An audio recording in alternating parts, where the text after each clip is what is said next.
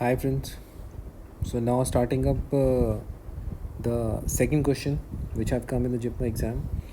The second question is the patient like actually this is a question regarding the Harpanjana stuff, and I don't know that this was the language and all because they were telling off that some history is there of vesicular pharyngitis in the question. So I'm telling up that this might be the language of another question which can come in NEET or in the AIMS and all. So take it that way. I don't claim it that this only have come, but yes, this can be the history of this particular vesicular pharyngitis, also termed as herp angina. Okay, so I will tell you regarding the causative mechanisms and what type of presentation is there and all that. Okay, so you can see up this particular picture here, and first of all we'll read up the question. The patient was unaware of the, first of all he is not aware of the oral ulcers. Okay, first thing, when questioned about a sore throat, the patient states that he indeed had a sore throat that started 2 days earlier.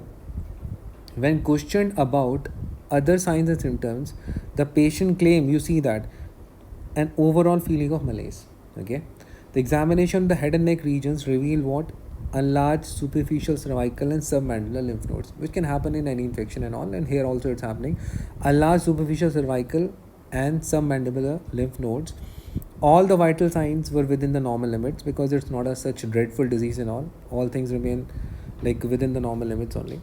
No skin lesion was apparent in the head and neck regions.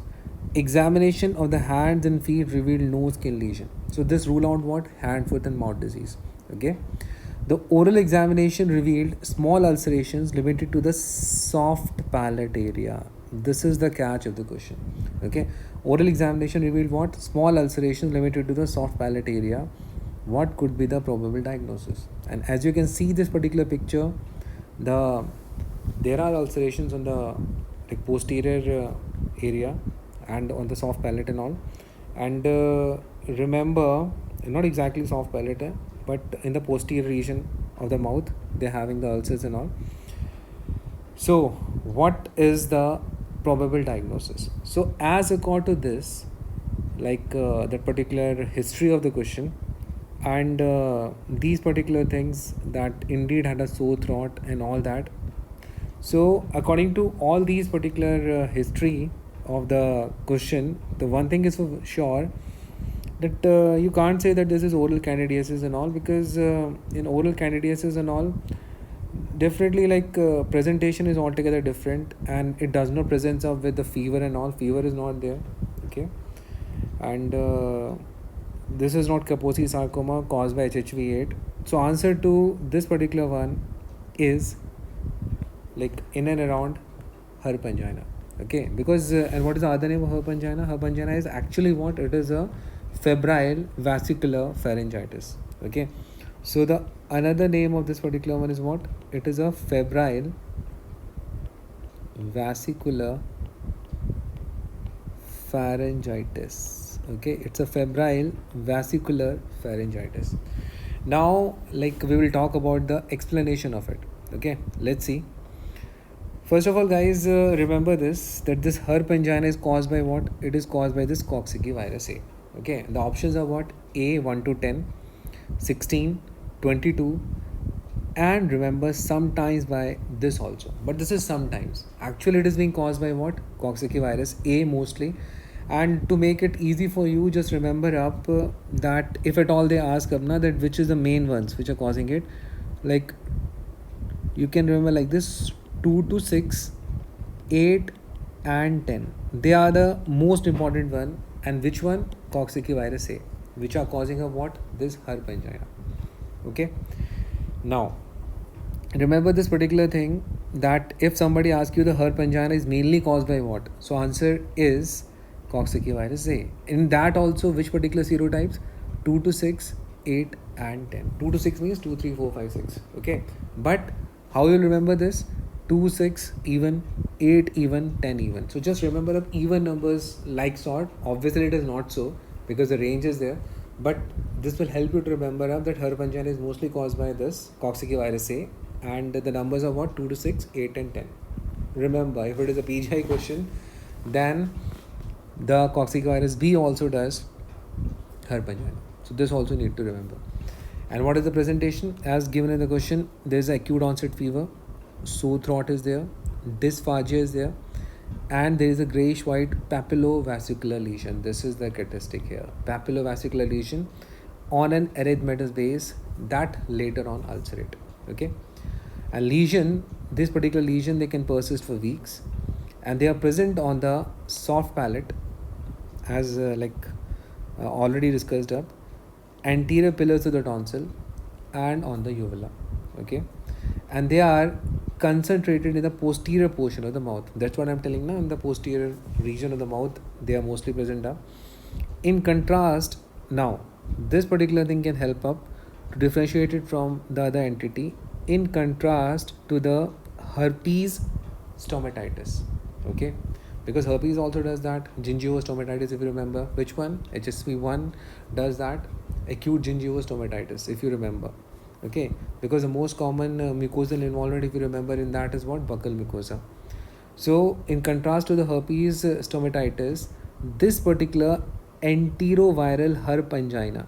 What is this enteroviral? From where it have come? Remember, Coxsackie virus is an enterovirus. Okay, it's an enterovirus, and this enteroviral herp angina which you're talking about is not associated with gingivitis. This is the difference. Just now I told you that in the herpes what happens? Acute gingivostomatitis, and here mainly gingivitis is not at all present, and this is a major difference between them. Okay, then you have another thing, that there is a special variety termed as what? Acute lymphonodular pharyngitis, which associates with what? This particular entity, Coxsackie virus A10. Okay, this particular entity is having this extra stuff, lymphonodular pharyngitis.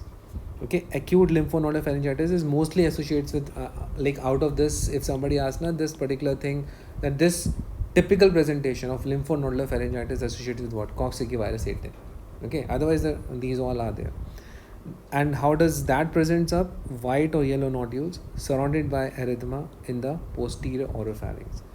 And here the catch is, the lesions do not ulcerate. The lesions by the A10, they do not ulcerate. So what we have got from this question, we have got this question in this way, that if this type of figure comes up, fine, and this type of history is there, that there are small ulcerations limited to the soft palate area. Obviously it's not properly seen in this photo. Okay, there are enlarged lymph nodes also here, and the patient is having sore throat also, which started 2 days earlier.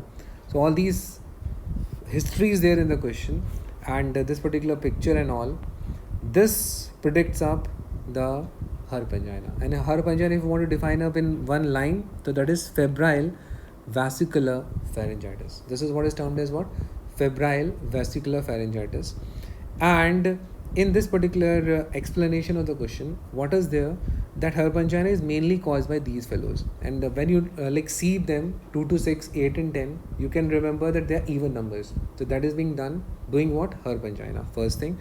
Second thing is, these all which are discussed up in the question front also, the fever is there, acute onset, sore throat is there, dysphagia is there, grayish white papillovascular lesions are present. Okay, later on they ulcerate, but if it is done by A10, there is no ulceration.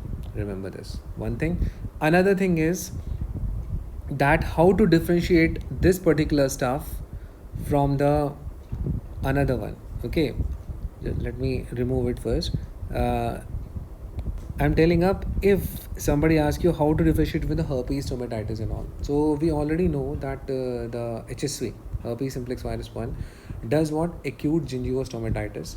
Okay, and here gingivitis is absent. So this is a major difference between the herpes gingivostomatitis and between the herp angina. Done by what? Done by 2, 6, 8, 10. 2 to 6 it is actually. I'm just for the purpose of remembering, I'm writing up 2, 6, but actually it is the range from 2 to 6. Otherwise, if it is a PGI question, you need to remember this also, it is done by B all. Okay, but yes, in the NEET, answer is Coxsackie virus A, which you have to mark up. Okay, Now guys, besides this also we need to remember something very important regarding the Coxsackie viruses, because number of questions are coming over it. Okay, so first of all, you remember one thing, that the Coxsackie virus belongs to the enterovirus family, first thing. Okay, and this A, Coxsackie virus A, this is actually having a serotypes of what, 1 to 24. It is having serotypes of 1 to 24, first thing. Then this particular B is having the serotypes of 1 to 6. Don't get into the intricacies and all that, which one is absent and all. Just remember up, because in between 1 to 24, some are absent. So no need to remember that. So Coxsackie virus A, if somebody asks you first of all that how many serotypes are there, the answer is 1 to 24. And if somebody asks you regarding the Coxsackie virus B, the how many serotypes are there, answer is 1 to 6. First thing. Then you remember up certain diseases which is being done by A and which are done by B. Okay, because all of them they are being asked up. Just now, this should you should tell now that which particular disease I am talking about here. The first and the foremost disease done by this is what? Herp angina. Okay, herp angina, and what is this? This is the febrile vesicular pharyngitis. Is gingivitis there in this? No, there is no gingivitis in this. Okay, and another variant in which the ulceration does not happen is done by what? A10. Okay, and the history and all I have put up in that particular question. So answer is regarding the this Coxsackie virus A does what? Herp angina, and done by what? 2 to 6, 8 and 10. So that also is being remembered properly now. Fine. Besides this, one more H is important here, that is HFMD. Okay, and what is HFMD? Hand, foot, mouth disease. Okay, and in this what happens? In this also the same thing happens, oral and pharyngeal ulcerations along with the vesicular rashes over the palms and soles, because that's why the name is what? Hand, foot, mouth disease. So this is also a favorite of pediatrics and all to ask. So I will also write up this oral and pharyngeal ulcerations, oral and pharyngeal ulcerations along with vesicular rashes. Okay, along with vesicular rashes over where? Over the palms and the soles, and that's why the name have come what? Hand, foot, mouth disease. Okay, one more important thing guys, that it heals up without crusting. It heals without crusting. Okay, it does not crust, heals without crusting. And if somebody asks you that it is done by which particular A, answer is A16. Okay, another even number, A16. HFMD, oral and pharyngeal ulcerations, that is the important entity of it, along with what? Vesicular rashes over the palms and soles. And important entity is what? That it heals without crusting. Remember this, and done by what? A16. Fine. So this is there. Other than that, you remember up what else is being done by this Coxsackie virus A. So to this, the favorite question of examiner which have come twice or thrice now, that it leads to what? Acute hemorrhagic conjunctivitis. It leads to acute hemorrhagic conjunctivitis. Okay, and then they ask this also from which particular entity. So answer is A24 and enterovirus 70. I should write it here because this combination is being asked for the acute hemorrhagic conjunctivitis. Okay, so this acute hemorrhagic conjunctivitis done by what? A24, another even number, and enterovirus 70. This combination is being asked that they does what? They does this acute hemorrhagic conjunctivitis. Okay, other than that, it leads to what? It leads to aseptic meningitis. Okay, aseptic meningitis is being done by this, done by what? A7 and 9. And you know guys, 7 and 9 is what? Odd one. Okay, so aseptic meningitis is an odd one here. Actually, it is not so much done by the A. Fine. So that's why it is termed as aseptic meningitis A7 and 9. So these are the important ones of the A. And if we talk about the B, in the B, first of all, you remember a B for B, that is Bornholm's disease. Okay, what is that? Bornholm's disease. And what is Bornholm's disease? Bornholm's disease is, another name is epidemic pleurodynia. Okay, what is the other name of it? The other name of this is epidemic pleurodynia. And what is epidemic pleurodynia? Another name, remember this, it is also termed as what? Devil's grip.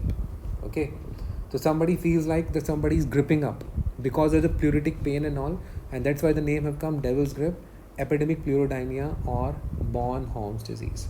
First thing.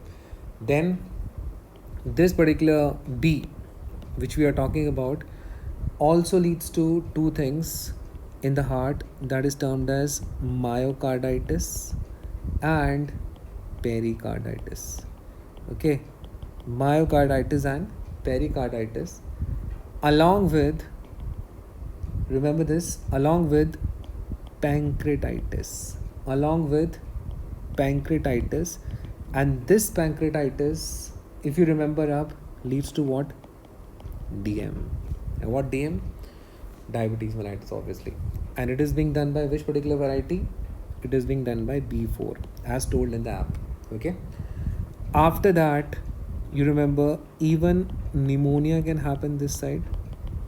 And another important thing is, like, HFMD can be done by this also. Okay, HFMD can be done by B also. It is not entirely a disease of this particular one A. The HFMD can also be done by this. And remember, aseptic meningitis, these two, they are belonging to both. Okay, so HFMD and aseptic meningitis, this is also being done by what? This is also being done by B. Fine.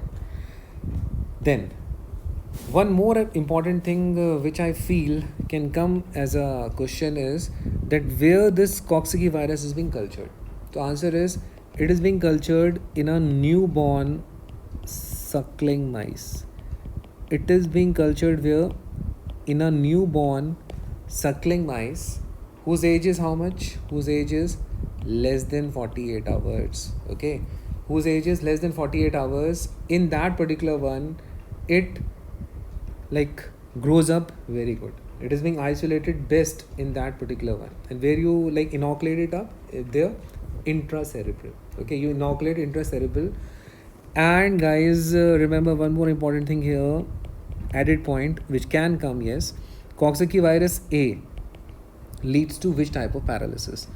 It leads to flaccid paralysis in this particular suckling mice, because like how you inoculate up in this intracerebral, and it leads to what? This flaccid paralysis because of this A. And this particular B leads to what? This leads to spastic paralysis. This leads to spastic paralysis. So Coxsackie virus A leads to flaccid paralysis in the mice, and this one leads to spastic paralysis in the newborn suckling mice. Okay, and how you inoculate up? Intracerebral. Now how to remember this?